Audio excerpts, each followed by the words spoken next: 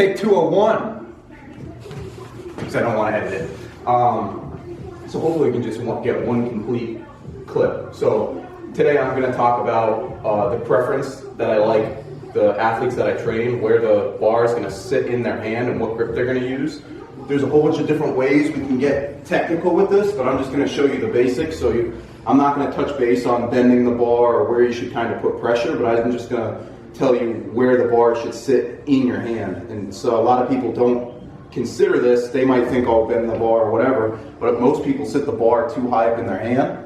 So if the bar is sitting up real high in your hand and you get set up in your position, the bar has more leverage against you. So it wants to take your wrist back. So the problem with it taking your wrist back, besides that almost everyone's going to get some kind of wrist pain from this, is that when you come down, you're not going to have your joints stacked. So you can see the bar and my wrists aren't over top of my elbow. And my elbow is what's creating the force. So you're going to lose kinetic energy. So we want this bar straight up so that we can create more power. The other thing you'll see is sometimes you'll start off with your wrist straight, but since the bar has so much leverage against you because of where it's sitting, that you'll come up and kind of bend your wrist as you come up, and you're going to lose power there. So pain and force is what we're trying to improve on, right?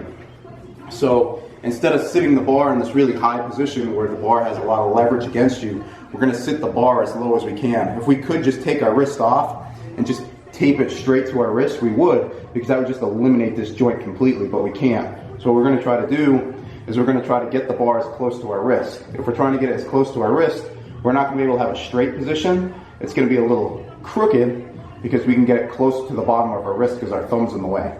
Now, there's a whole bunch of reasons why I don't prefer a suicide grip, but I think just calling it a suicide grip is enough of a reason not to do it. So thumbs on this side, bar is crooked in our hand. Then we can squeeze the bar. So right now it's seated really far deep into our hand. We get back set up. We pick it up out of the rack. It's going to be really easy to maintain this position because it's not trying to take my wrist back. You see, even when I'm trying to force it, it's not as exaggerated versus here. So it's sitting low and then up. So give that a try and let me know how it feels. It might take 2 or 3 weeks for you to be able to do this without thinking about it, and that's when you're going to see the real benefits turn over into the left.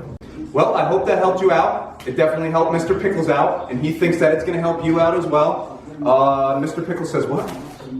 Like, comment, subscribe. Okay, cool. Bye.